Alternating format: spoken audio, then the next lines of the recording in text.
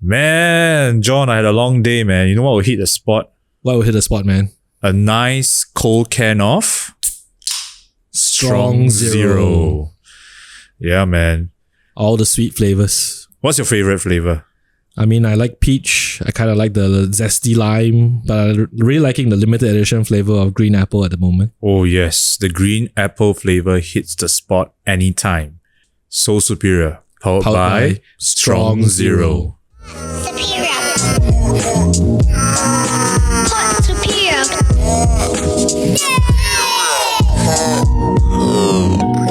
Ai Sen Dao. Wait, it's not supposed to be time sensitive though. I mean, yeah, it's not lah. But we can put the context lah. We can just say, just to let you know we are recording. On this is 2-5-4-5. Yeah. Wow. Oh, still a long way. Okay, so if for those who are just tuning in and you're wondering in this weird time zone, why are they recording during Chinese New Year? You are tuning in to Pod Superior with me, Dexter. I'm Jonathan. And well, welcome to our show. Who do we have as our very special guest this Lunar New Year, Dexter? Actually, it's someone that most of you would have seen around in a lot of like streetwear events. An OG, man, like in the truest sense of the word, OG. Yeah, man. One of the originators of the famed Far East Plaza days. Maybe you should get our guest to introduce himself. Yes, sir. Hey, hello, Happy New Year all. My name is Jebson. I'm the founder of the Corner Shop and I co-own the Lucky Shop and Lucky Distribution, formerly known as That's Distribution. Hi guys. Hey, Jeb. Hey. What's up, man? It is truly a pleasure and an honor. Thank you for agreeing to do this, man. So excited. Thank you for giving me this opportunity to come, man. Appreciate it. No worries. It's just like you said, it's a talk session among us. I thought it's a talk section. It is, right? Yeah. So before we get into it, how are you right now? How are you feeling? What's going on with you? Overall? Feeling great after the CNY break. Ready to move forward with a new exciting project in 2023, of course. Wow. Excited to hear about that. Yeah. Excited to hear about that. Waiting to roll. But first, would you like to start with our drinks for the evening? Oh, right. Sure. Okay. So if you have not realized by now, whenever we have our podcast, we do get some drinks to, lubricate the information. Get the conversations going. Yeah, but I mean, Jebson doesn't drink, but really, I admire him for that. Because I had this stereotype that all people in the streetwear industry, right, drink and smoke. Right. Yeah. Yeah. Or drink lah. Just or if either they one. cut one of the two vices, I think I just look like it, but I don't.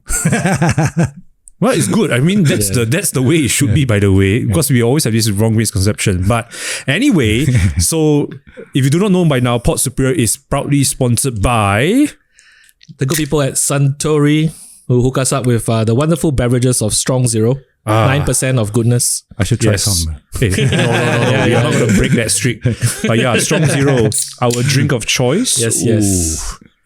Very strong. It's been a long day, man. Yeah, man. This is the perfect. Yes. Jebson, before we start, let me just take a sip first. Yeah, go ahead. Yeah. Well, like ASMR. Okay, now back to the proper programming. Okay. So Jebson, Zaho Dian or the Corner Shop, Yes. has been in Far East for a very long time.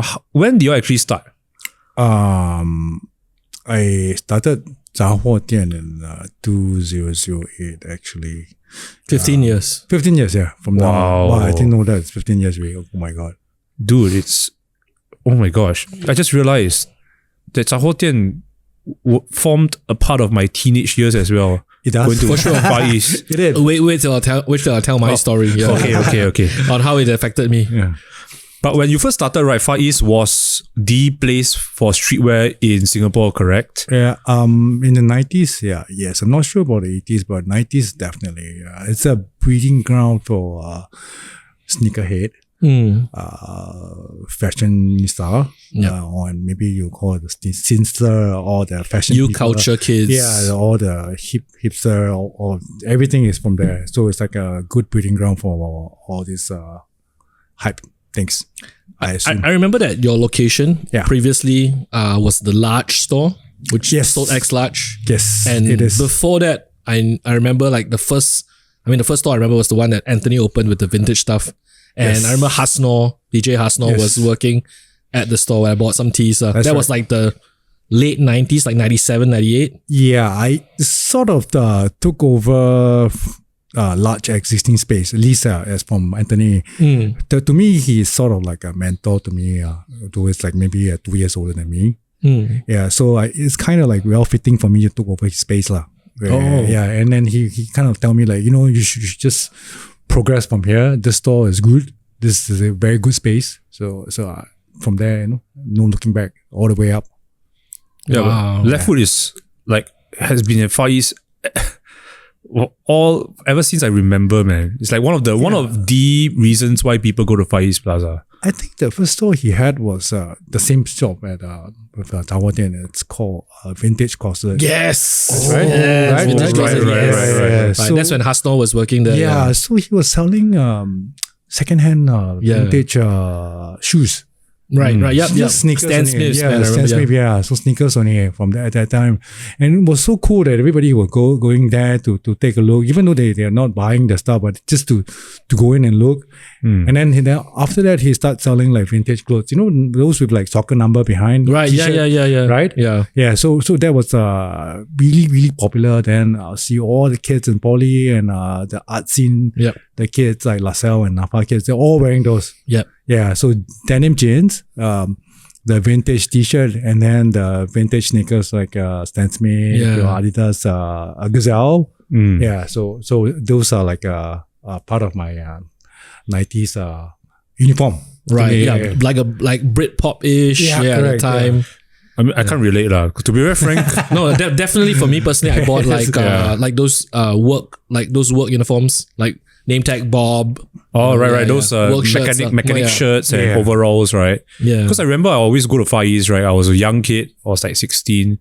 And because like you either a Cine kid or a Far East kid, I always resonated with Far East more because there's a lot more sneakers there. Right. Yeah. So alongside, Anthony's shops and actually eventually your Zhao Huo Dian, there were a few other shops that actually people remember from Far East. I remember, some people may not consider it streetwear, but 77th Street, I think one of the first few was there. Yeah, of course. She's like the founder of correct. Far East Plaza. There was a bait workshop there, right? Was it bait workshop? Oh, yes. I think at that time we didn't have a distributor for Babe, and this fella was selling like reselling Babe stuff. Correct. Oh, wow. So I didn't more like a reseller. So he made the store looks like a Babe store. Yeah, I remember as well. Everything in there is reselling prices. Yeah, but crazy. He did quite a good business, I think. So those were your neighbors around that time? Oh yeah, those are my neighbors. Of course, to me, the local brands are the friends that I like Headline. Yep. Headline do very, very well, and they were like the forerunner of the fashion local street label then. Yeah, they were the one that did like a collab with everybody. Correct. That's the only one I remember because he's the only one who did that. Like he got everybody to do a design for him, and then he had the t-shirt that's the logo behind, right? So all of them, like maybe 20 of them. Yeah, like Fashim, Sabotage. Yeah, and Refugees, Revoltage. Yeah. Then so they were the first and probably the last.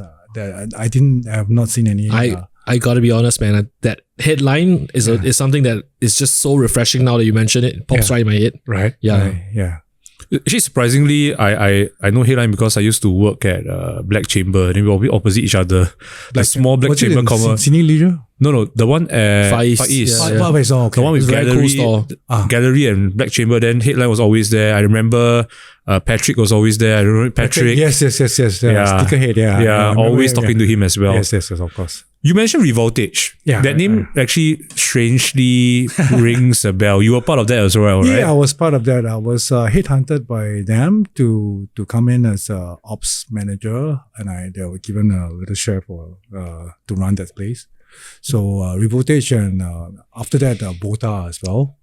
Yeah. So that was I think the revival of the emo kids then. Okay. At Cine Leisure. Right, yeah. Emo time, right? Indie sleaze phase. Indie sleaze, yeah. Of course, I remember you had they had the Mannix, like Richie Mannix from Mannix Street Preachers. Yes. So iconic, Voltage was what to say? Rock and roll. Yeah, rock and roll and metal. Yeah. 80s hair metal. So that they lasted maybe a good 10 years, maybe. Yeah. So after the metal and phrase and all this died, then I think that's why they had a Volta then. Yeah. But then, I mean, it's from your experience in these shops, right, that eventually led you to starting your own. Yes. Yeah. It was not an easy journey. It wasn't. But every experience was a good one for me. Even bad or good, it was good for me. It's a good learning curve for me. Yeah. Were there any moments where you were like thinking, oh man, I can't do this anymore. I want to stop. No. Serious? Yeah, no. It's always been passion first. Wow. And I'm doing something I love. Why would I want to stop? Man, actually that's the I'm doing something every day. I'm working towards something I love. I'm happy, I'm very happy doing something I love every day. I'm not going to slough for something or be a corporate slave or anything. But nothing wrong with that. But this is not what I want. Right. So for me, that was my call, my calling. I have to do this. And I love doing this. So if I can ask, leading up to opening your own retail space, how many years did you dedicate to retail?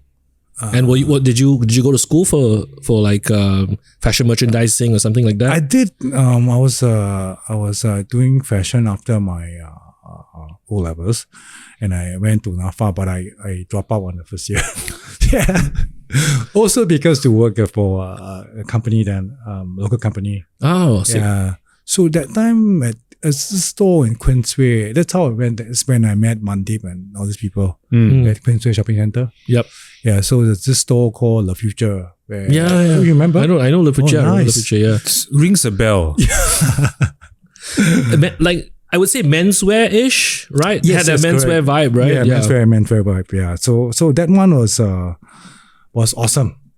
Yeah, so that was my first venture into fashion merchandising, where my boss actually gave me opportunity to travel and to buy. Right. So so he brought me to Japan in Osaka. Wow. So that's how I learned how to buy men's apparel. But it's not like those where you go and sit at the fashion show and Right. No, it's the opposite. You actually have to go store to store, knock on, especially in Japan in the 90s.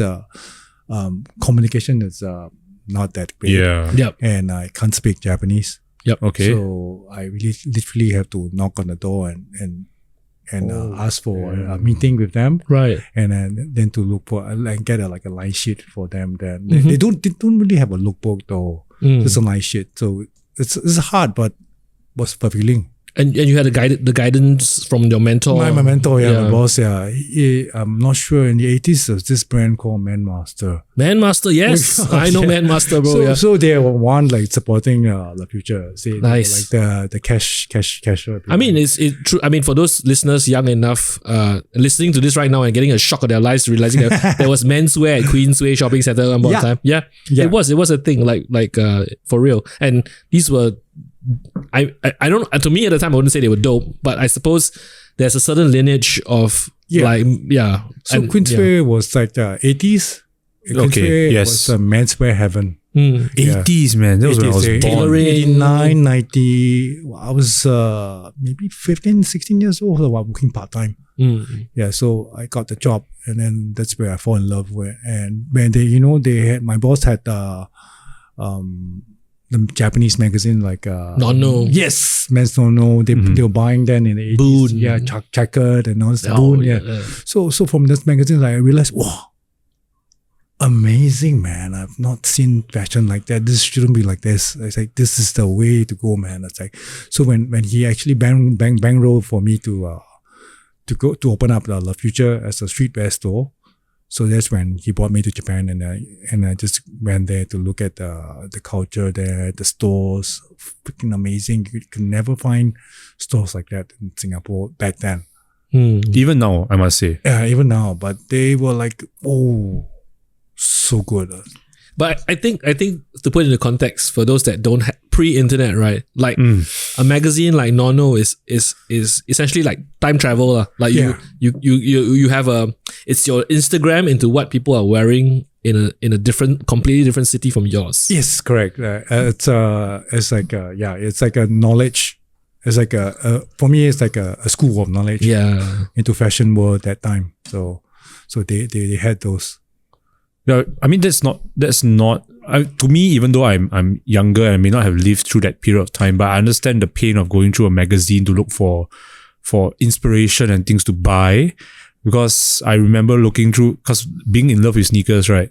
There's no hype beast or high snob to go and scroll through what's the releases. Yeah. So in order to decide what you have to find in Singapore, you have to go through magazines. Yes.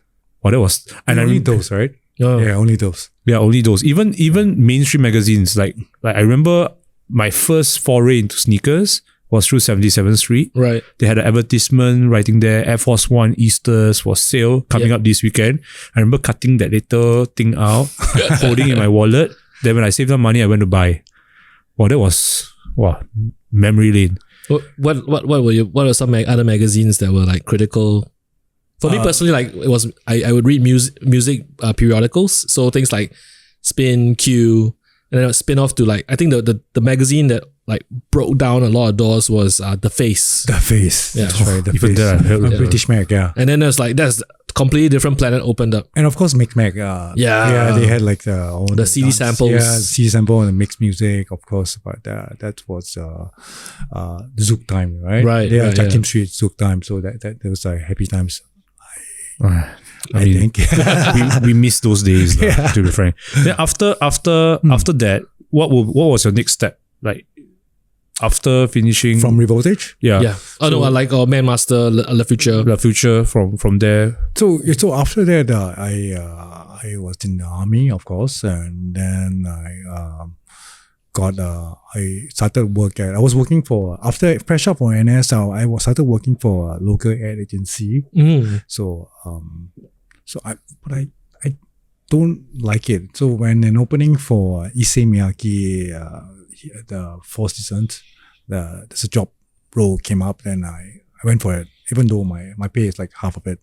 Wow. Oh wow. Yeah, so This- it was Who was distributing Issei Miyake at the time? Club 21. Club 21, right? Yeah. Club 21, Wow. yeah. So I was thinking myself, just go for it. It's the best in Singapore for high-end luxury at that time. Yeah. And Yeah. also like I guess like very designer. Like, Yeah, it is. Yeah, it's a high-end luxury. So I was thinking, just go through it and learn it. Though I wouldn't wear stuff that I have, but I learned to appreciate like high-end luxury and what they does and what kind of marketing they do, and so everything. Even the service then was like really our market. I had like client. Right. I was serving client like Jackie Chung, Wow. Chinese Wu Bai, Wow. Jackie Chan, Kenny G. At that time, they were like pretty famous, you know. Yeah. Hella Yeah. famous. Yeah. So I was thinking myself, if I can serve them without any issues, and they loved me and they gave me a tip, if I can open my store, I could do that. So that's when you realize that you are customer service, Yes. retail. And don't you think so? In the current context, it's sad, but I've not seen good service. Oh. Even with F&B, it's really bad. I mean, it's more like a skill rather than a craft. Yeah. Because it really takes a special kind of craft for you to be able to serve customers to an extent that So I kind of pride myself to tell as I told my staff that we cannot be like that. Right. okay. Yeah, we make sure the customers. So we are like a salesman, a salespeople, a fashion stylist, a wardrobe assistant, all rolled into one.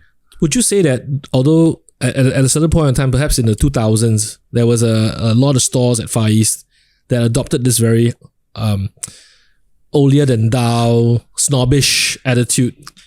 And then again, that's from Harajuku again. You reckon that was the kind of thing they imported over? Yeah, because when I was there for Yeah. work from La Future, remember, that's the first time I came to the store in Harajuku, Bathing Ape. Okay. That time was the store was so cool and so hard to find. It's like in one small corner, you have to go to the basement. Right. Okay. So they press one door and it's swinging door just open like that, just walked in. There's nothing. There's nothing. There's one T-shirt. That's it. Nothing. Wow. Yeah. You ask question, they won't even know. Like they would like just ignore you. So I think, so this is the way to go. And people want them, because I think they created a need. Right, it's the kind of desirability. Yeah, correct. They created a need that at that point of time I didn't understand until I watched some movies that shows that there's a need that you want it but you can't have it. That's how they sell like by the millions. Wow. Yeah. So that was like the first basic form of like creating hype lah. Yes, I assume so because all the stores are like that. Bathing Ape, then Supreme was like that, yeah. Supreme, and then I there's remember. like some Japanese others. There's some other Japanese brand in that area as well. They're all like that. And so the stores in Singapore kind of replicated that cool along with the attitude. I think just like Hong Kong as well. Hong Kong and Singapore. Right, yeah. It's always Japan first, and Hong Kong, and then Singapore. I completely agree. I think a lot of people have forgotten like Hong Kong was the next cornerstone of cool. Like they were like the next besides now it's everything is Korean, right? Yeah. So Hong Kong was then they were like really follow very closely to the Japanese market. Yeah. But when it came time for you to open your own store, like that whole need to have excellent customer service was on the template from the go. Yeah, from on the go, from my Issei Miyake days, all the way. I told myself I have to do this. But of course, when I was in Love Future, I had that snobbish attitude. So style check. It's a style, It's just like you have to behave like that to sell. Correct. Then I'm going to pause and tell you a story about a friend of ours that went to a store in Far East, right, and he cried after leaving the store because of how poorly he was treated. Yeah, I'm sure. Seriously? Like, Yeah. how bad Do I know was this it? person? You know this person, Dex. I'm not going to name his name. But he talked about how basically he was asking very nicely, how much is this item? And the person sort of like told him like, you're never going to be able to afford that. And he felt so creepy. Went out of the store and cried. I said the store starts with an S. Yes, that's correct. 100%. So I was just like telling, wow, maybe like years later as a grown man, how much hurt does it still hold? I know. I think we shouldn't do that. I think it's a wrong way to do that. Moving forward, having good service is important. Right. I think, yeah. So when you had so many years of experience and it came to the opportunity for you to open your store, you were not nervous at all. You knew it was going to work. What was the plan? How do I ensure I kick ass and I stay kicking ass, which you have done? Okay, so Zhao Hua Dian was actually born out of maybe my past experience with the brands that I work with, and of course the part-time that I work with as well. So it is the name actually was very important to me. Why? Because the synergy I had to have is because having a name like that, I can keep changing, I can keep evolving. But let's say, like for example, the old Revoltage, right? After the fashion for heavy metal and rock died, it's gone. There's no way Revoltage you can change to like a golf suit. brand, sports brand, like a suit or gentleman style. Right. No, you can't. Yeah, because it's gonna stick. To this. But for Zhao Hua Dian, I can. The concept was always been Chinese New Year. I sell CNY goodies. Hari Raya. I sell. So the concept is like that. Mooncake Festival. I sell mooncake. Right. So it's always been like that. So from the day one, fluidity allows you. Yeah, from day one, from 2008 till now, you have seen how many times we're changing. Yeah, it's always I must say, your short display for the current one is actually one of my most favorite to walk past because it's always something new to see. Yes. And a lot of it is stuff that you enjoy and you like, right? Yes, of course. Of course, I like. Yeah, for sure, it's your shop. Yeah, if you bring joy to people, why not, right? Correct. Yeah. But I'm sure there were times where, I read somewhere that you do carry products that you're not super fond of, but for the fact that it does sell, you make that compromise to balance it out. Yeah, that's There's one item that I always have in my store. That's actually vintage workwear that I will always carry because that's my first love. I always love those because it's timeless. So the thing is with a business sense, so there's always been like a percentage of things that I could have here and there. So let's say now at that time, maybe 5-6 years ago, so the streetwear brands like Pleasures, FR2 and all this are doing very well. You cannot don't sell them, right? So they take up 70% of the store space. Yep. But I'll still have like 30% of those workwear. Right. Makes sense. Yeah. So it's always been like that. So now you see, it's changing again, right? So I'll have like maybe 70% of the workwear now and 30% of those in the store. Yeah. So it's always changing. Yeah. And I mean, right, we were just talking before the podcast about the brands that you stock, and then majority of them were either local or regional. Right. So, I mean, how important is that for you? I think by the way, we think it's fucking cool. Yeah. No, you have to have a good balance, I think. Yeah. Regardless whether to make sure that the store is moving forward, you still got bills to pay, right? Yeah. Yeah. So you need all those to substantiate my hobby or my passion, like workwear is my passion, my work. So I need those Pleasures and FR2 all this to help me. Yep, for sure. Correct. Yeah. Well, okay. So then, I mean, just to wind it back a bit, speaking of like trends that come and go, right? Certain things are popular, certain things are not. You have seen many shops around you in Far East come and go. Yeah. Now Far East no longer the I'm the last dragon. Yeah, the last. How does that feel? How does it feel really? Being one of the last few standing there. Sad lah, of course. How does it make me feel? It's always good to have synergy, like to have a lot of stores. That's how we make it a community, Correct. Yeah. It's no point having just you and there's nothing else, and the rest of the stores are like maybe nail spa, like a hair salon and all this. It's just no use for me. You see, if like I have more like good stores like a men's store, menswear store, or maybe like good fashion stores, people will all flock back to the place, and then we have a community. Correct. But now we don't. Yeah. Yeah. It's just me. Yeah. So if you could, for example, I give you the magic power to be able to bring back a few of these brands and stores, which would your dream team to have back at Far East? Of course, the back ambush, headline, maybe left foot, of course. Of course, left foot, and all other brands. Fashion, they were not then Far East, but of course, if they were in, it's good, And then there's some other like Refugees, Surrender, all these stores, and then there's a lot of reseller stores, and they were doing sneakers, I think. Just sneaker name, right? Yeah. I worked there. You worked there? I worked there. Which one? I worked at Warped. Oh, what? Is this by Jeremiah as well? Warped. That one I cannot say now lah. It had a turnstiles, remember? The one that looks like the metro, the metro subway one. Yeah. I remember. Opposite left foot, the old left foot. On the second floor. Yeah, second floor. I remember now. So I mean there's this one store as well. They were doing like I think band tees. Do you remember? 2001. Yeah. Oh my gosh. I remember that. It was also very painful shopping there for me personally. Why? Yeah. Oh, just attitude lor. Yeah. The owner's attitude. Why would they have attitude? This is selling band tee. What the hell? I don't know. Like, that's it. Just want to buy one. That's what I can afford. Like, that's it. Just buy one. Like, but I can't. Is it an old guy, right?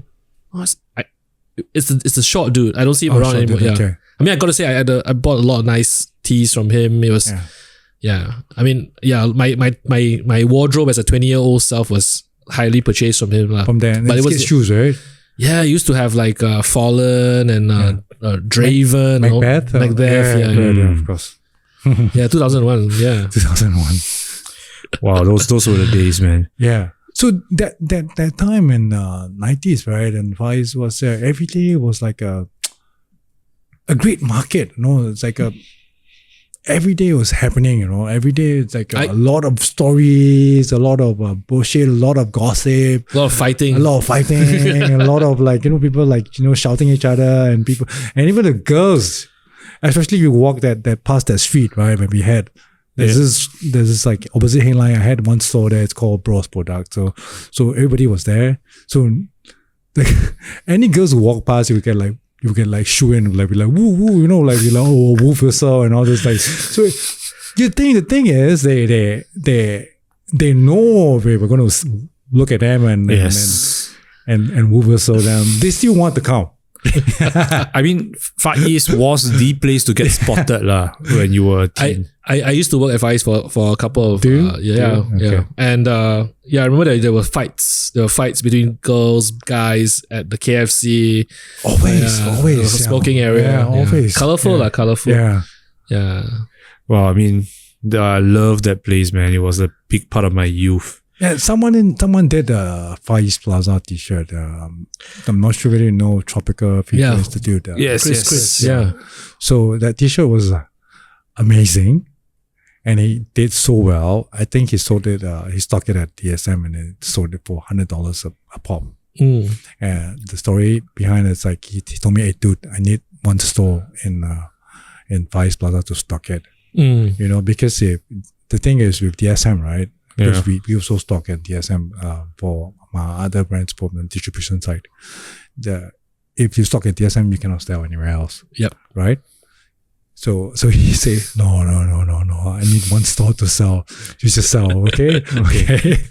So it did sell so well. Yeah. So you did a reprint of it and it's still selling. Nice. Then, I mean, other than Far East, you did try to open at other places as well, right? I remember you had a shop at Plaza Sing as well. Yeah, tell us about Lucky Shop. Oh, that was Lucky Shop was born out of a project with Dan was with a distribution team.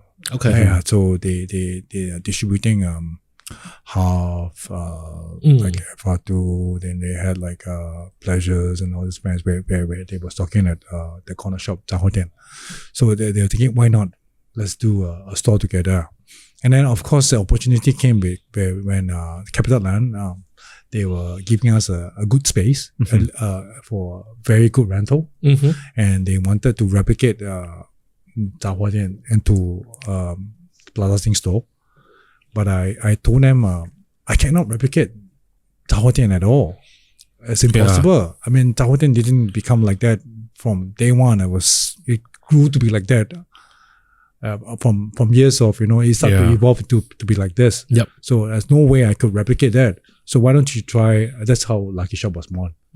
So it was born to do like a little sister and catering to the mass. Yep. Yeah, so we have like mass brand like Rip and Dave and all the stuff where Carnival. Yeah, Carnival where my distribution team was distributing then.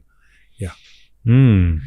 So but then what happened? I remember it was a very nice addition to Plaza Sing, which is actually a very boring place, by the way. Yeah. Then, coming out of the MRT, then you see, hey, wow, there's this streetwear shop here. Then you go in, you see all the Pleasures, and everything there. It was I remember the shop was mishmash of everything. Yeah, everything. It was everything. There was Asian influence also, right? Yeah, we have like a temple inside, like the Miao. Yeah, correct. So we have like Lucky Hand, my old brand was there, and then we were also doing some collaborative work with local. Like Laughing Tiger. Yeah. Okay. So we had like a ping pong thing with them, and then there was this amazing experience with Sarah Thursday. Yeah. I'm not a fan of anime and manga. I do not know anything, but by Sarah Thursday, I realized the community. Correct. So huge, man. Actually, she's it's the like, one. I cannot believe it, man. It's like, oh my god, they are selling even way better than a lot of the other brands, right? A lot of the other brands, yeah. She was one of the first few who started that whole entire craze of putting anime on t-shirts. Yeah. Actually, I learned a lot. She's so nice. She's very young, right? She's very young. Yeah, she's very young. My gosh. Yeah. To have that creativity, man. Yeah. So from that point on, I was like, oh, anime. It's like, even now, then after that, I can see like a Carnival, Naruto one, right? buying the licensing to all the anime titles like Naruto. Then they had One Piece. Yeah. And then recently Initial D as well. And these are flying off. Yeah. Yeah. Correct. So right now, I do not know what is it like. It's hype anymore. It's like, is it anime or is it like, the hype brands, Right. Yeah. So you're just keeping that as an e-com? Like Lucky Shop's e-com? Lucky Shop now is because after 4 years we had a good run, and then it will start as e-commerce for now. We do have another store called Lucky Diner, but that was from the start was an outlet store. Okay. Yeah, especially from the distribution team, we had like so much stocks, Right. Yeah. and we have to collect back all the stocks where we had to have one store to to get rid of. Okay. So that became like a outlet store for us. And when we had the store at Funan, Yep. it was doing very well. And then that's how we had to look for a permanent space. So that's how I went back to Queensway. Full circle. Yeah, I always like Strata Title more because those malls are Character. they had character. That's one, and second, rent is cheap, right? Yeah. Third is because you do not have to open at the time required. Yes. Yeah. Oh, shit. Okay. Yeah. You do yeah. not have to, because for CapitaLand, right? 10 o'clock, your stuff is late. You're shit. Yeah. Wow. Fines. Your fines, right? Yeah. They will take pictures. They will come at you. Nothing wrong with that, but that's a way. But for me, like that's why in Far East Plaza is also Strata Title Mall. Queensway, Strata Title Mall. Nice. So I'll just That's keep why these two. Far East Plaza open anytime you want, Correct. close anytime you want. Exactly. Damn, Yeah, right. it's always been like that. They can come at 3. At the time when it was like we open at 2, Yeah. we close at 12 midnight sometimes. You know? Because every after 9 we will still hang out outside the store, and then we can talk shit until in the morning. Even the main aircon is off, we're still there. Yeah. We even had like hot pot last time when we had Chinese New Year outside the store. Yeah, we just buy stuff and we just hang out there. And they gamble in the store as well. It's like shit. Everything we do is like, yeah. Then, I mean, okay, so then now with the current stocking of all your brands and all that, are there any current like trends that you actually kind of like or appreciate? Something that you normally don't? Or are you even surprised that like everything everybody's wearing now is exactly what they wore in the 90s? No, not really exactly. I think they have like the Y2K fashion. I learned this from myself. Okay, I do not know. Oh, Right. Yeah, so they have the eager thing. Eager, huh? Not eagle, because I was thinking eagle. Yeah. No, it's eagle. So they get the eagle fashion, okay, they got okay. the Y2K fashion, and then they got like the streetwear, the hype fashion.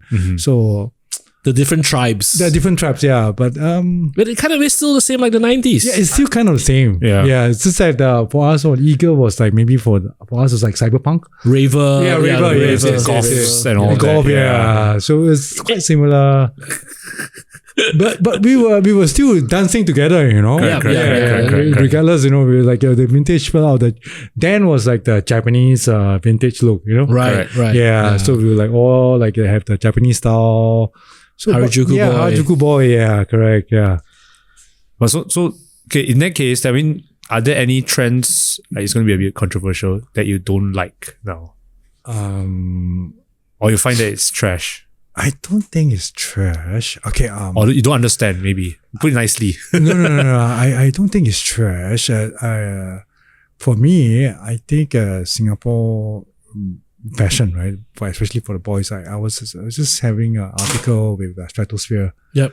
So they sent me an article about why do Singapore men dress so poorly, Okay. right? So this article was viral.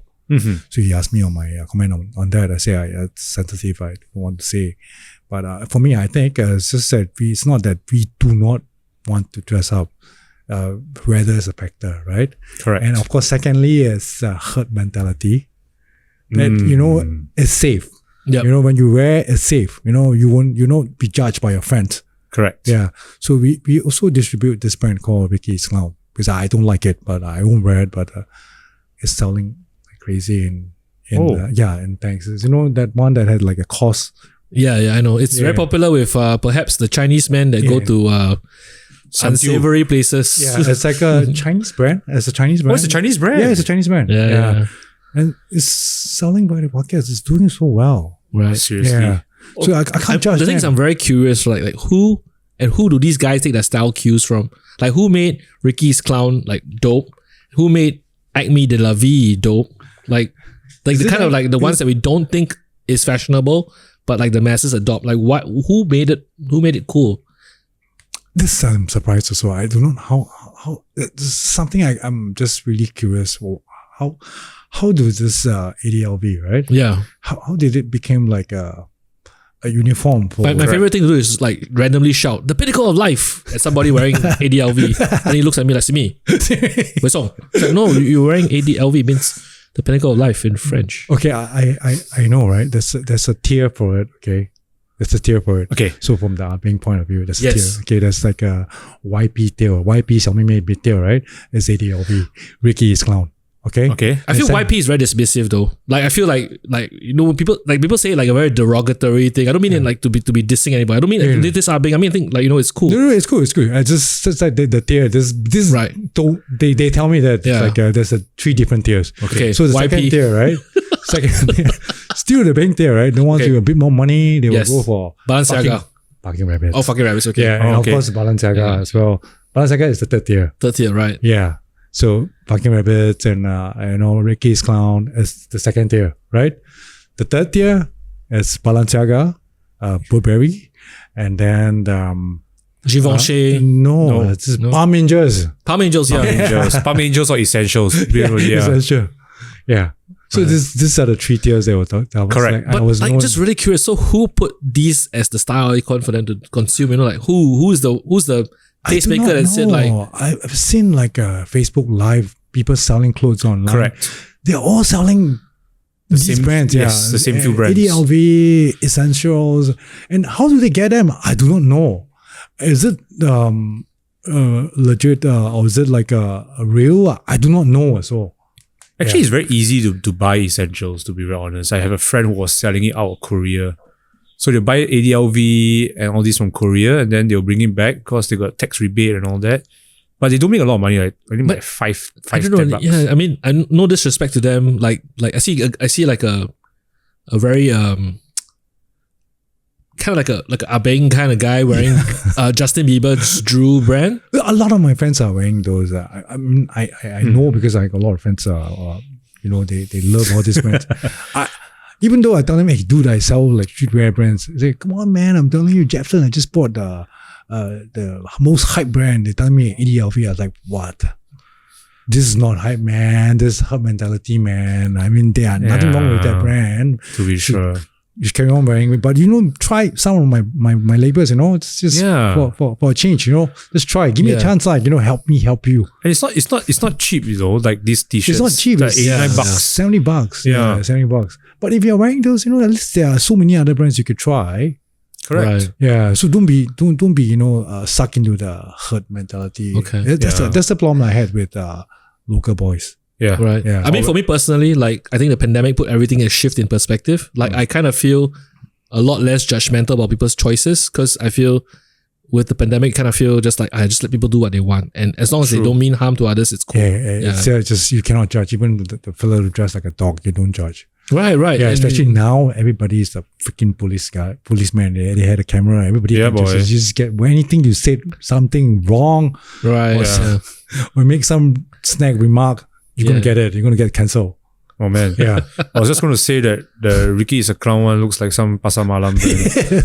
Unfortunately, I mean the truth is they do sell it at Pasar Malam, Some but like just they do sell like Supreme or Palace at the Pasar Malam. No, but this as one well. really, I mean like the clown, gigantic face of a Yeah, I think it's but a it's, Pasar Malam people Pattaya love night it. market kind of thing, Recently, this is Chinese New Year, right? I've seen some of my little niece and nephew. They were wearing a crossover. Oh, serious? But it's not from Ricky is clown, or it looks like it's a bear Yeah. with the Ricky is clown icon plastered over it. I was Oh. like, what the hell is this? I was like, where is this from? And I thought it's a Mickey discount or maybe ADLB collab or something. It's not. I see the Peppa Pig and Gucci one, which is hilarious. Yeah, it's from Shen. Oh wow. Yeah. Trash. Hey, Straight trash. hey. Oh, sorry. I feel like text right now. I buy from Shein all the time. Shein, oh yeah, Shein. Shein, Or okay. Shen. I can't pronounce it actually. Yeah. I say, hey, so you see, Ho Yok Shin, yeah, ask they have me. been doing this. Say anything goes for them, you know. Yeah. Wow. Yeah. Okay. Fast fashion. Damn. Fast Fast fashion. fashion, yeah. Damn. Okay, but then now we talk about streetwear. We got to talk about. We always ask these questions to all our guests. Yeah. Sneakers. Current sneaker trends that you love and hate. What are your most loved Please. sneakers? I just bought the new Sakai times Nike. It was Cortez. Oh, nice. Yeah, right today. Yeah, I love it. Oh, the grey ones. the grey ones, yeah. Fire, Yeah. fire. Yeah, so I think Sakai has because I've been selling this brand called La Roca. Mhm. Oh, Thailand. yes. So it's a bit like Sakai, but I mean the low range. The whole cut and paste. Yeah, the cut and paste. sew I always kind of love thing. like Repurposing fabrics. repurpose and the Yeah. fabrics makes so good, so good. So that's the one I like. That's one indulgence that I would literally spend money on. Yeah, to be very frank, I'd rather buy La Roca than Sakai. Because the Sakai jacket is like 1,500. La Roca is like $200. But it's not like the Nike collab is not like so expensive, right? It is actually. I don't know. I'm not. There was one time I walked to DSM. I saw the windbreaker. It was cut of different kind of Yes, cloth. I had one of the hoodies. Yeah. It's not so expensive, right? Oh, 400. okay, I got Let's it. talk about Nike, Outlet not shop. Nike, like not the Sakai. Sorry, Sakai I line, got yeah. it at a discount. Sorry, yeah, it's expensive. Yeah. It is expensive. Yeah, I got it at their retail store. They don't discount. Yeah.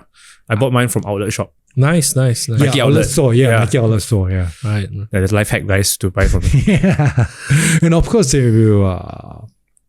There's if you want to buy sportswear and sports shoes and stuff like that, right? Anything sporting, like your badminton racket or your, you should just definitely go to Queensway. That's everyone's go-to actually, to be Yeah, but a honest. lot of them do not know they're still buying from the retail store, like their Seriously? boutiques. But you should just go to Queensway. It's actually 20% cheaper, 100%. Yeah. right? Yeah. Yeah, Agree. a lot of them do not know. Yeah, I remember I used to go there to buy Jordans because like all those like old uncle shop, right? Yeah. Because I asked uncle, hey, give me discount. I'm a kid there. Yeah. He'll be like, he'll just, okay, 30% off. Yeah, like stores like Salim and Son and stuff. Ah, yes. Yeah, they're always giving discount. Just joke a bit with them. They'll just give you a discount. Like, hey, uncle, hey, come on. Yeah, I remember I always back Miss 29. Yeah, Miss 29. Hey, please, I want a cap, please, cheap. He's like, okay, $10 off. I said, yes. So that's why you see people like stores like places like Queensway and Fires. They had like the community then there. Right. It's a great place, to hang, to have. We do not have that kind of space now. The last I know was Cine Leisure, where they had like that was the 2000s, right? Yeah. Yeah, that was the last. The last few. Do you ever worry that it will come a day that Zahor Tian will have to leave Far East Plaza? I think. I'm sorry to bring it to a I know, very down of I know, level. yeah. Probably, maybe. Wow. Yeah. Actually, last 2 years before I was signing the new lease, I was thinking about that. Mm-hmm. Okay. Yeah, but if I could, I will still remain there and go somewhere else. To open another store somewhere else. Okay. Yeah. So if you will be able to open in any other location, are there any locations in mind? And Singapore, Yeah, in Yeah. Singapore. if I could, a shop house. In Chinatown. Oh, Wow, actually yeah. perfect Yeah, for because Zahor Tian. I grew up there. Nah. Yeah, that's why I grew up in Chinatown and actually I speak Cantonese as well, and Okay. my Cantonese is better than my Hokkien, obviously, because I'm Hokkien, Okay. but because my neighbor, everybody, it's Cantonese. If you cannot beat them, just join them. That's how. Yeah. All right, Chinatown. If you ever see a Zahor Tian open there, you know that you heard it here first. Very cool because there's several tattoo stores there. That some of them my friends are. Oh, Yeah, okay. Galaxy Tattoo. Yeah, so they grew up there. Yeah, so these people. So it's also a good community there, but I'm not sure. I'm not sure if it's a retail store. would it work? True. I do not know. It's a risk. That's true. That's it's a true. risk. It's a risk. Yeah. I mean, they've very gentrified the craft beer and the I don't know what pop up the dining pop ups are there. You know? But maybe it could work for sure. Yeah, but if I could, I will go. If I'll go, I will be the like the first store in Haji Lane where he managed to change the revival of the Haji Lane. Was like a Comme des Garçons, the Guerrilla store. So he kind of like changed. That's TCS, right? Yeah, TCS. Yeah, TCS. Yeah. So he was a first store that actually then broke the ground. Yeah, they broke the ground. Everybody was there. Wow, Chinatown would be cool though if you make that the spot. Yeah, it's always been the rental. Rental is it's a killer in Singapore. It's a killer. Yeah, it's a killer. People don't realize though sometimes when retail shops or owners actually they increase price, it's not because they want to. It's to combat like rental can double in one lease. Yeah.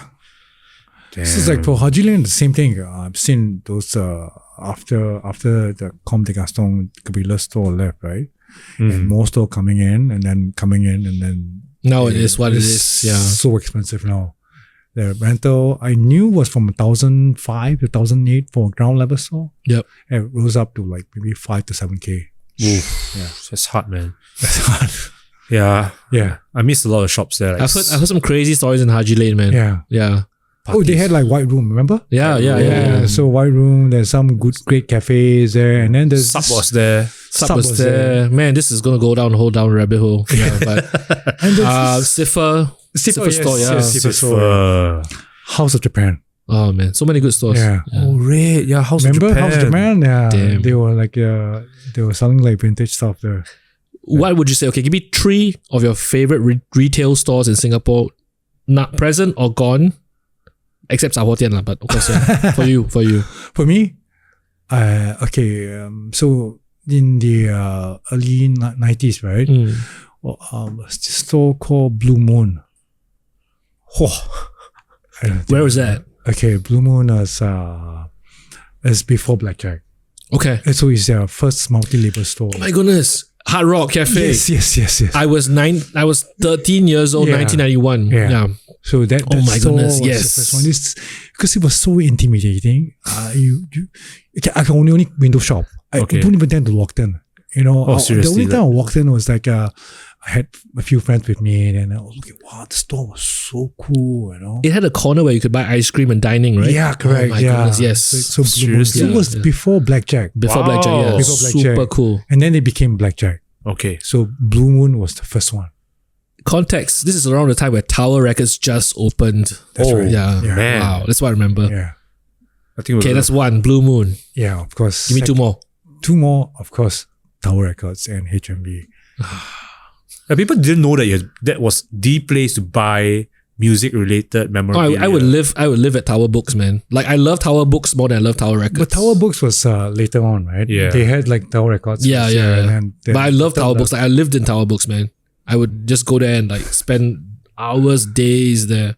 Mine was HMV because I wanted to be the cool kid to wear the first band tee. So I always go there every weekend to look what's the new band tee. I don't even listen to the music sometimes. I just buy. Music was awesome. They had like they had in-store like a session. signings. Yeah, they had bands like would come and session play, to like a little note for them to teach you. Okay, to show you this band what that they play, what kind of music they were. Because there was no internet also. Yeah. And we had was slow. Yes. With the dial-in thing. Yeah. So that was very helpful for us to try and that's where I got to know like LMF. Right, Lazy Motherfucker. Yeah. So, shit. I look at this band that's graffiti on it. It's like, who the hell are these kids? And they were singing in Cantonese. They were rapping in Cantonese. Like first, like what? Yeah. So when I bought, I'm so glad I bought. Of course, man. Yeah. Michael Lau made a difference. And then Tommy, DJ Tommy as well. Yeah, man. Yeah. Okay, so that's 2. That's 2. Third one, I would say Ambush. Okay. Wow. And Vice. So I think they were the first store to show to have the brands like Futura, correct, and Gimme 5 and all these really really cool brands where nobody else in Singapore was bringing in at that time. So he was like the first. I mean I wish there were pictures to show. We don't have, right? Yeah, document. Yeah. But as a retail space, it was like super cool. Yeah, it was super cool. Yeah, it was like that place, also as intimidating. Yeah. People were like sitting outside. People sitting outside the store. So just imagine like, remember Alvin? Yeah, the guy yeah. also, before he had ambushed, he was like, I think he was working as a Zouk. He was in Zouk, I think. As a bouncer. Oh, so he was like really big. Right. And he's like, at that time, he has like full arm tattoo. So just imagine this fella sitting outside the store with a full arm tattoo. Would you walk in? Yeah. Right outside the store. Yeah. And they were looking always very angsty, They were like, Like, I like the ambush store when they opened in the Mandarin Gallery. That's still very cool as well. Wait, Ambush was at Devonshire Road as well, right? Yeah. Surrender. That was after they closed the Far East store. Yes, correct. I remember that all were that very version. cool, super cool. Yeah. I remember first time I went there, I walked all the way. I was like, where is this damn place? So I went there, then like you said, there were people there. And I was like, I was a young kid, wearing a t-shirt, baggy jeans and dirty sneakers. They looked at me as like, I never felt so inferior in my life. Yeah. But I made it a point that when I earned my first paycheck, I went there and buy something. Right. I bought a t-shirt. I can't remember what t-shirt I bought. I would have just put something very... I guess previously I would feel quite embarrassed to say it, but before I would go to all these stores, I would like make a conscious effort to wear something from the store to show that like I'm not... I'm down, you're cool, I'm down. Cool. Yeah, like, okay, you're cool. That is kind of like the anxiety you would have before the cool kid, yeah. So you're like, okay, you can come in. That's like a license to go in. Yeah. I get what you mean. Without being judged, Yes, correct, license to go correct. in without being judged. So you wear something from the store. So they won't treat you like a dick. Yeah, they won't treat you like a dick. Come on, think of it. Yeah, I would do that all the time, dude. I would it's so stressful, man. Yeah, Super very stressful. Yeah. Damn. I can't remember the last time I did that nowadays. I mean, nowadays when you're older, you just don't care. You just I still do though. Like, if I win a drop, if I'm gonna pick up a pair of Jordans, I'm not gonna show up New Balances, man. I think it's just like you look like a dumbass. I think it's just giving a respect to the ones that's doing But I think show respect to them. Current culture, they don't care. Like they don't care. collect in slippers. Okay, honestly, slippers are fine. No, like you really like go It's there. disrespectful, you ask me. Right? Like Crocs, especially you. Why? Of all people. Why? Because you're a co-founder of Soap Superior. Hey, well, Yeah, you're a sneakerhead. How can you wear slippers? I always come correct when I go to collect shoes. Okay, I think we kind of like joked, okay, and this is no way gonna kill us at all, but we kind of joked like 10 years ago when we started Soul Superior. Right. Oh, no lah, everybody's welcome. You can wear fake stuff, it's fine. Just don't wear Crocs. No Crocs. I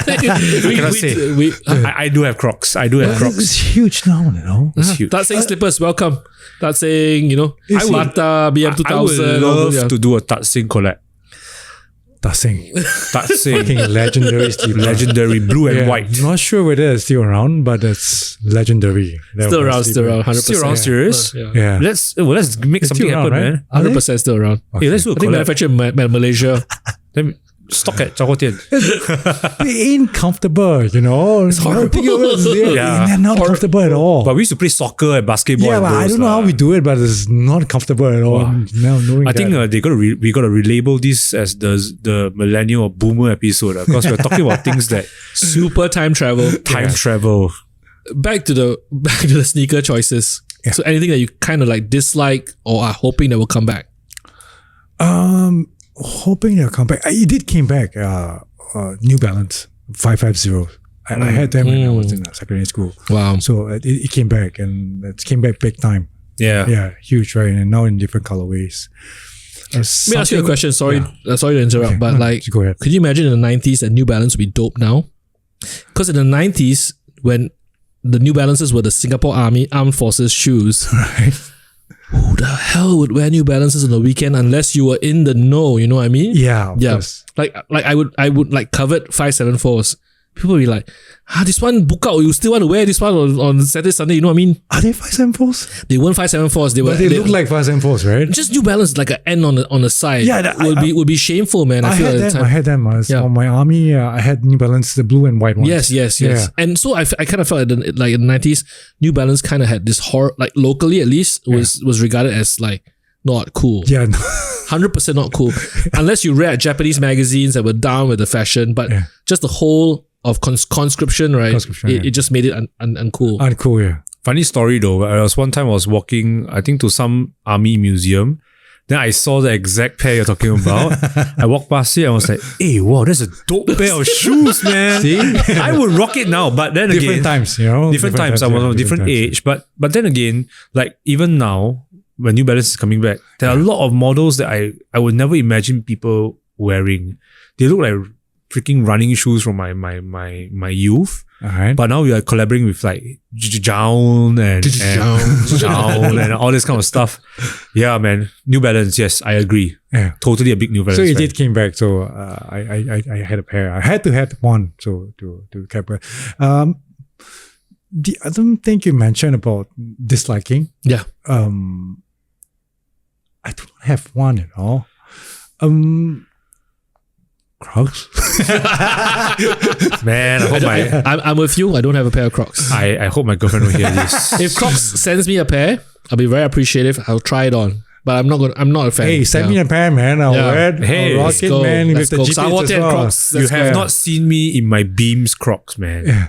I'm It has good, all man. the carabiners and No, hiking I don't stuff. think it's ugly. I thought it's dangerous. You know, when they had the whole Gibbets. escalator thing, right? yeah, the escalator thing. I don't think it's ugly. I think it's just dangerous. Right. Yeah, it became like a chef.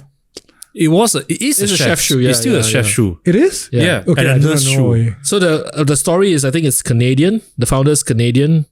Went to Italy, saw the chefs in Italy wearing this Clocks. Yeah, rubber clocks. bought Right, the I template, didn't and then know went back that. to Canada and manufacture it. Yeah. I see. just remember when it was first launched, the selling point, they were hypoallergenic, so you could just like wash it and there would be no like fungus and stuff like that. That was a selling point lah. But then I just thought it looked not nice lah for me personally. Yeah, but I mean, no, I'm great. Like props to the Crocs, man. Like let them ride the wave. Crocs, if you're listening to this, I still want a collab. And See me me too, sometime. yeah. Yeah. Let's do I appreciate one pair. let's do a Send me the Chahotian X GP as So well. Superior Crocs. You know, that'd be quite dope.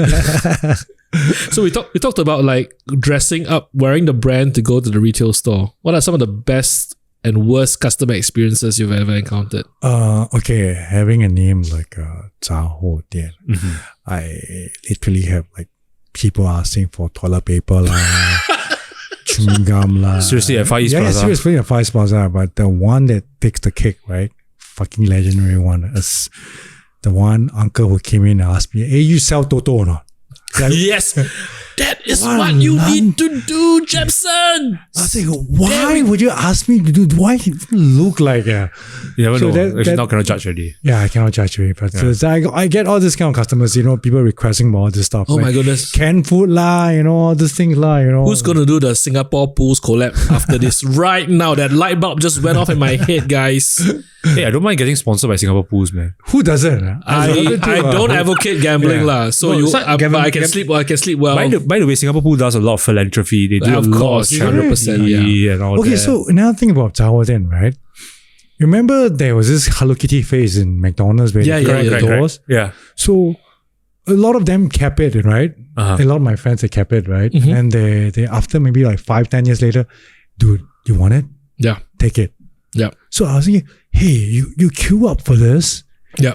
You had like a bad temper. You were like queuing up. You nearly fight with people. You argue with people. You nearly kick up a big fuss on social media and all this shit, right? Yeah. You kept it for 5 years, and then they give it up for free in my store. Yeah. So it's like, why? You see, things like this happens, you know. Yeah. I mean, Yeah. you can't really blame them. But we have though. people buying those, you know, in the shop. to me, the highlight of 2022 is the guy that asked the security guard to not take the gun and shoot me lah at the Swatch, at the Swatch and Omega drop.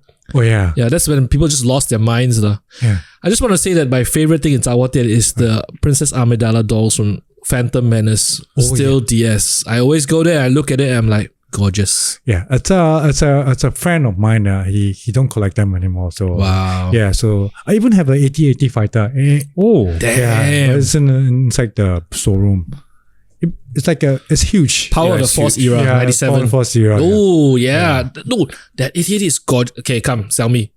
Sell me. I'm sure. Take a picture of it. I kind of like vandalize it with stuff. I put shit in there. Still like, taking it. like Power of, Joe, I love Power of the Force era.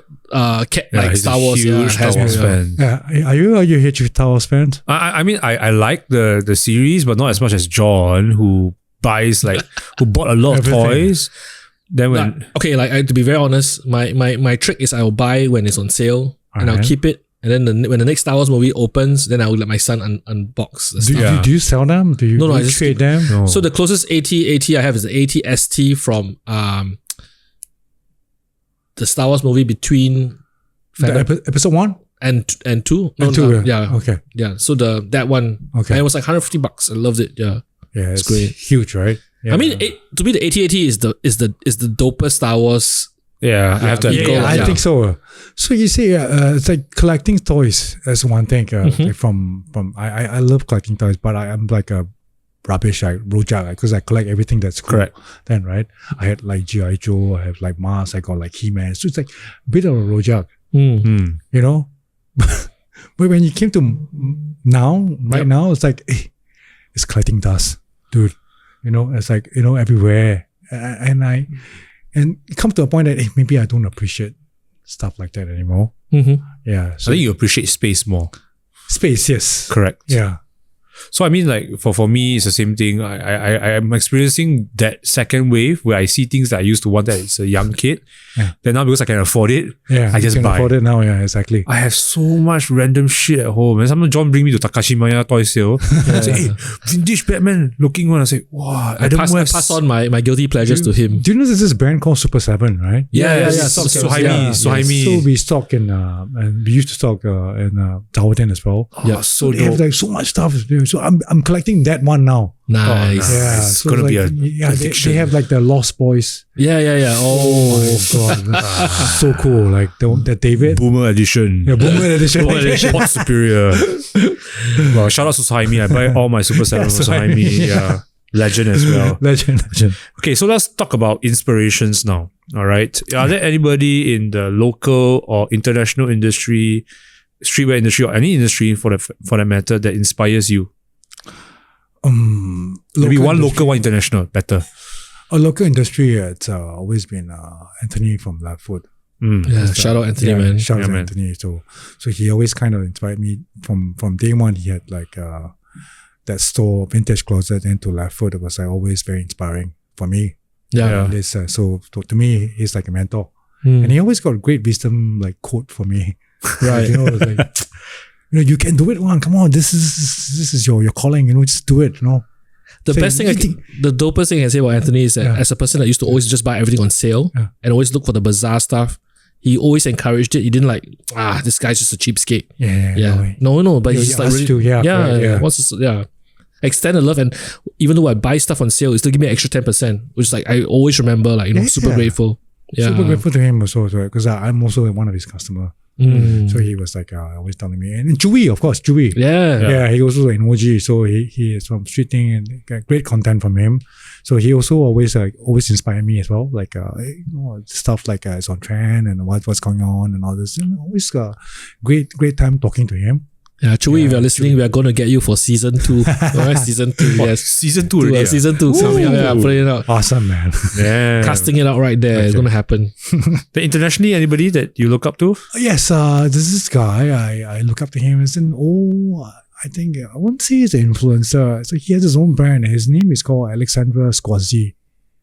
So he has a menswear brand as well. And he is like I always think this guy has impeccable style. So he's like maybe a 60-year-old guy. Wow. Okay. But his style is always on point, always love. So I always aspire to be like him. If I reach 60, I have white hair, I have to be like him. Oh, I have to dress damn. like him. Yeah. So it's I think he's an inspiration to me, like all the old guys. I'm not that old, I'm like only 45, but gotta catch up. Yeah. I mean, age gracefully, as you say. Hey, John, how about you? I'm curious. I think now that Jebson has shared, how about you? Who's your style inspiration? I like Kizuki. Oh. KZK. Oh, Yeah. wow. I think he's a very stylish person. Is he still doing stuff now? And being I like, hope so. Is he the one that designed Bisping? Like he had the whole Adidas consortium stuff, and then I think he did work for Visvim a bit. That's why he got his mark in Japan. I always find that he's impeccably dressed, and he doesn't try. It's not like he's trying very hard, you know. Like the hardest trend, right? Yeah, is to be effortless chic, you know, to look correct, effortless chic. correct. To look effortless chic, you have to try your hardest to look effortless chic, you know. These guys, they just troll on I just fell out a bit, but I actually spent 6 hours man, trying to get It's so ready. hard, you know, to look like that, you know. They look so effortless, but you know, to have that kind of look, that kind of style, you have a lot of work to do, you know. I admit. Yeah. For mine, it's Poggy the Man. That guy That as dude, well. I hated white brim like caps, hats. He could rock it. He you know? rocks it. And I was like, oh shit. Then I tried, I found a cap that looks like his. I wore it. I look like a dumb shit. So I get what you mean by saying looking. Don't say that. Yeah. No. But then it takes effort to look so effortless. Yeah, agree. Damn. A lot of effort. Yeah, I think to have that kind of trend is to know your body shape. For me, yeah, as long as you know your body shape and what kind of clothes suits you, Right. you're right there. Yeah. But I feel, you know, like I mean, I've heard this from people before, but at the same time, it comes to the self to discover that. Because the more you push it, I feel like people kind of get very resistant. Like, So I guess when you're young, yeah, like from your 19 to like late 20s, right. it's a good time to try all sort of Experiments. trend and Yeah, experiment yeah. and get it right. You will get it right because you know, oh, okay, this one don't suit me. It comes back to that. You come right? back to that. Yeah. So it's good to just try. Yeah. Agree. Experiment. Damn. Then you will know, oh fuck. Like I had you know the skinny jeans era. Yeah. I was wearing it. I had It took me like fucking 30 minutes to wear bloody jeans, you know. 30 minutes to remove it as well, no. So you think, what the hell? This one definitely do not suit me. So besides the regret on skinny jeans, do you have any other regrets business-wise? Business-wise, no regrets. The past failure has always been, as I said, it's a learning curve for me. Yeah, I do not regret any of my past partner that I had some issues we had. Right. It's always we can sort out later on, you know. It's always good to just move forward, you know, just to move on. All right. Will you give that same piece of advice for any young, aspiring retail shop owners? Because there are a lot of them now, opening their own shops, thrift shops especially. Yeah. So do you have any pieces of advice for a young person out there who wants to open something similar to Zhao Huo Tian? Be it a retail store, F&B store, or it's always your personal. It's always been your passion to move forward. See, yeah. So for me, it's like as I said again, I love my job. Passion that always bring me to this day that I still own the corner shop. So 15 years later, I still enjoying it. I'm still doing it. You know. So to my advice for the young entrepreneur, right, was to never give up and do something that you love. Especially if you're studying.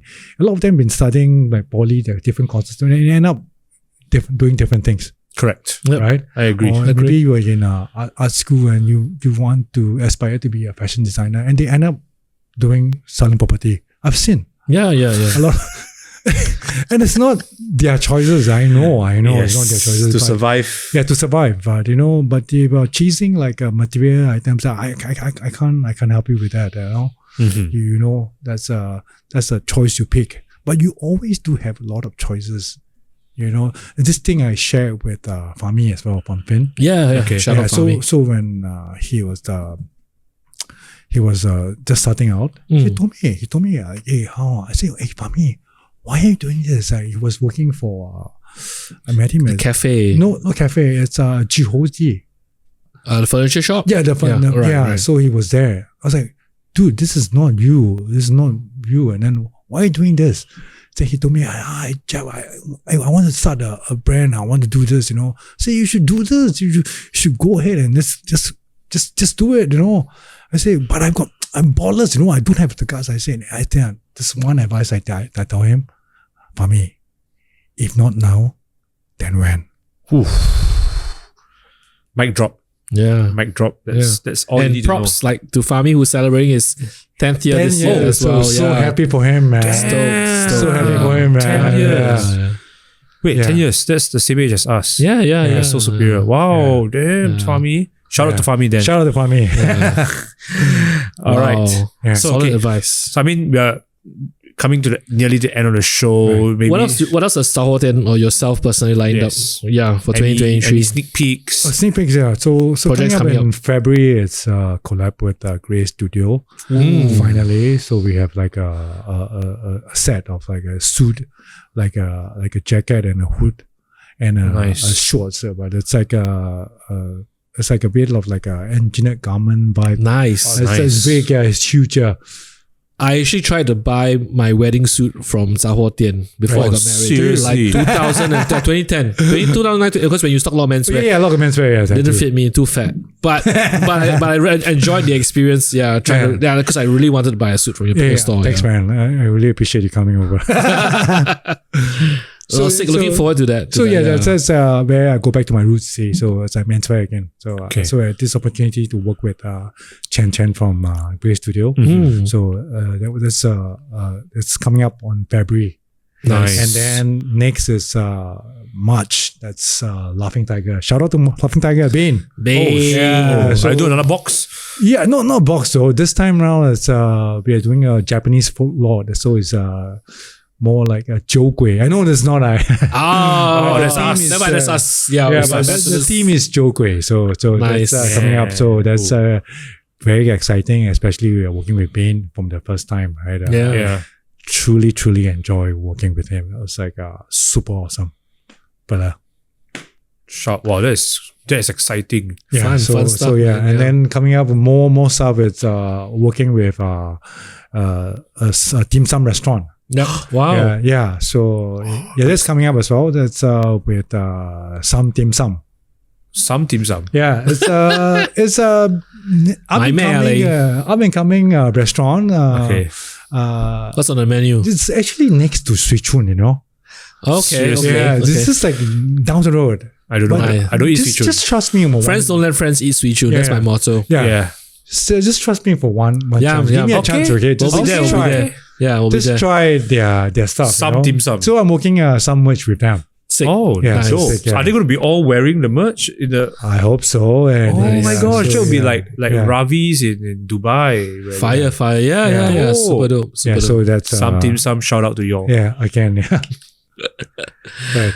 Okay, man. So usually we always wrap up with an opportunity for you to give anybody shout outs, anybody you want to thank before we end the chat. Of course, I want to thank people from TYC and So Superior guys. for giving me this Thank you, opportunity man. to talk on this is my first podcast, Yeah, man. Enjoy it thoroughly. But thank you very much for giving me the opportunity. Yeah, thank you for the everything. Yeah. For sure. Always glad to have you. Hey, dude. Yeah, it's gonna be an awesome year ahead, man. Yeah, I believe. Look forward to 2023. Voila. All right, so that's us from Port Superior with our guest today, Jebson from Sahoten. Check them out at Far East Plaza. Actually, Far East Plaza, what level? 0316. 03. Get confused with that. Okay, it's actually it's 0316, but it's actually second floor. Yeah, it's actually second floor, but Yes. Yeah, but it's Far East. Yeah, Far East Plaza. expect If it you from know, them. you know, lah. You know. Yeah, it's new. Just ask the security. They know. That corner shop. They know. Yeah, they Yeah, know. they know. All right. So tune in for more episodes. It's been great. Hella right? fun. Peace Awesome. out. Don't call it Peace the out. boomer episode, yo. Yes, boomers for life. And cracks, yeah. Superior.